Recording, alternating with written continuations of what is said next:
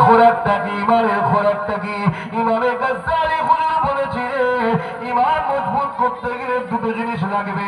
একটা হলো নবীর উপরে বেশি বেশি করে দরুদ পড়ো, দ্বিতীয় হলো আমার নবীর জীবনী পড়তে থাকো।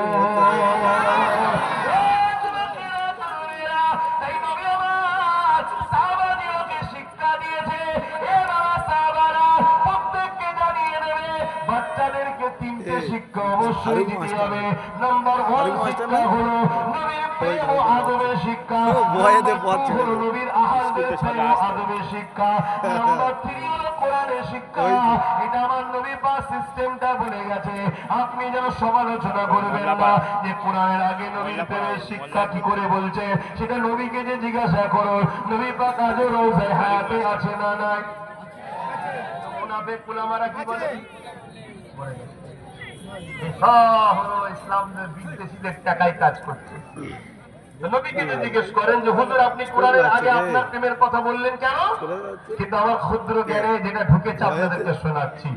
কোরআনের মতো পাওয়ারফুল জিনিস যেটা পাহাড়ে রাখলে পাহাড় চূর্ণ বিচ্ছিন্ন হয়ে যাবে, জানেন তো নাকি? সূরা ইয়াসিনের মধ্যে আল্লাহ বলছে পাহাড়ের উপরে রাখলে পাহাড় চূর্ণ বিচ্ছিন্ন হয়ে যেত, সেই কোরআনকে আপনি সিনার মধ্যে রাখবেন। এই লোডটা নিতে গেলে জায়গাটাকে আগে শক্তিশালী করতে হবে, ঠিক তো নাকি? নবীর প্রেম ও আহলে রসুলদের প্রেম যখন হৃদয়ে ঢোকাবে এই জায়গাটা শক্তিশালী হবে, তখন আপনার কোরআনকে রাখবেন, ওই লোডটা কোরআনের লোডটা আপনি তখন নিতে পারবেন। জোরে বলুন সুবহানাল্লাহ।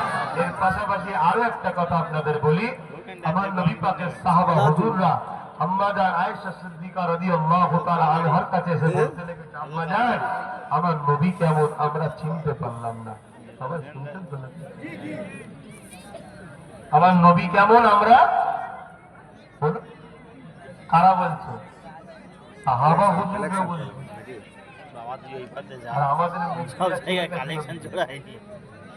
আমাদের মৌলানা নবী চিনে গেছে, শুনছেন তো নাকি? কথা বলছে না তো? সাহাবা হুজুররা বলছে আম্মা আয়েশা হুজুরকে, আম্মা আমাদের নবী কেমন চিনতে পারলাম না। অথচ নবী ওয়াজ করে সাহাবারা বসে শোনে, নবী ইমামতি করে সাহাবা হুজুর যখন নামাজ পড়ে, নবীর সঙ্গে সাহাবারা সর্বসময় আছে। সেই সাহাবা হুজুররা বলছে আম্মা নবী চিনতে পারলাম না। কিছু তো বলে এমপি ভোটে দাঁড়াবে মনে হচ্ছে বজিরার মুফতি মাওলানা কি বলছে? নবী চিনে ফেলেছে। কেমন চিনেছে? বলছে আমাদের মতো মানুষ ছিল। কেমন চিনেছে? বলছে নবী পাক সাল্লাল্লাহু আলাইহি ওয়াসাল্লাম নাকি মরে গেছে, নবী পাক সাল্লাল্লাহু আলাইহি ওয়াসাল্লাম নাকি 40 বছর আগে নাকি মুসলমান ছিল। প্রথম রোজা প্রথম সপ্তাহে যেটা বললেন না, নাউযুবিল্লাহ, রোজার প্রথম সপ্তাহে যেটা বলেছে। তাহলে আমাদের ঈমান কিভাবে চুরি হচ্ছে বুঝতে পারছেন? না না নতুন বছরে আমরা বলি যে বলি তাই আমার আয়েশা সিদ্দিকা রাদিয়াল্লাহু তাআলা আনহা বললেন ঈদের পরে ফাঁকা হয়ে কি কোরআন পড়নি 21 22 23 রোজার ভিতর পড়েছে আল্লাহ নবীর হালিয়া রমাদান বললেন প্রথম সপ্তাহে যেতে হবে। তাহলে লাইফ স্টাইল কি ঈদ বাদ করবি, ঈদের পর দিন করবি, ঈদের পর দিন তো মনে পড়ে। হ্যাঁ ঈদের পর দিন এবার না আগের বছর কোরআন যদি জানতে হবে জীবনী 26 সালে বছর হবে না নবী পাককে চেনে, নবী পাককে পিয়ার করে, নবী পাককে মহব্বত করে, নবী পাককে জানে। ইমামে গাজ্জালী হুজুর কি বলে জজা হয়ে যাচ্ছে। নাম্বার 2 হলো নবীর জীবনী পড়ো। এই সময় একজন জিজ্ঞাসা করলেন, ও হযরত ইমামে গাজ্জালী কেউ যদি নবীর জীবনী পড়তে না পারে, ইমামে গাজ্জালী হুজুর বললেন তাদের সোহবতে বসো যারা আমার নবীর জীবনী তোমাদের শোনাবে।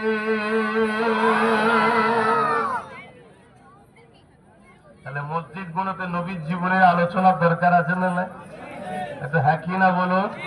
হ্যাঁ, কিন্তু আমাদের মসজিদ গুলো দখল হয়ে গেছে ইসলামের দুশমনদের হাতে।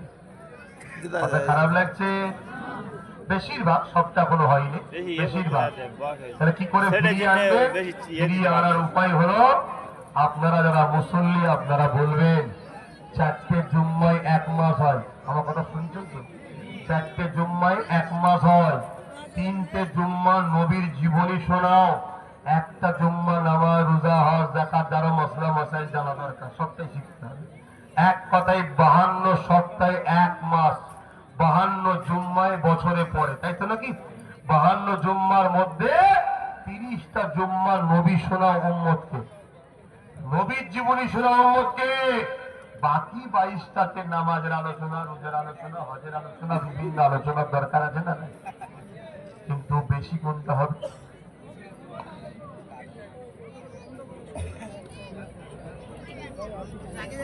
বেশি করতে হবে নবীর জীবনী। আজকে শোনায় বলো, তাহলে মসজিদ গুলোতে আলোচনার দরকার আছে না? নাই।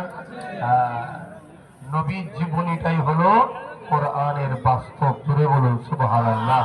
আমার নবী কোরআন অনুযায়ী জীবন করে মানুষকে কোরআনের প্র্যাকটিক্যালটা শিখিয়েছে। জুড়ে বলুন সুবহানাল্লাহ। সেই নবী পাক সাল্লাল্লাহু আলাইহি ওয়াসাল্লামের প্রেম রাখেন। আমি আলোচনাটা ঠিকভাবে করতেই পারলাম না, কখন মাইক খারাপ হচ্ছে, কখনো টাইম মতো চলে যাচ্ছে। আসলে একটু নূর নবীকে সালাত ও সালাম দেবো।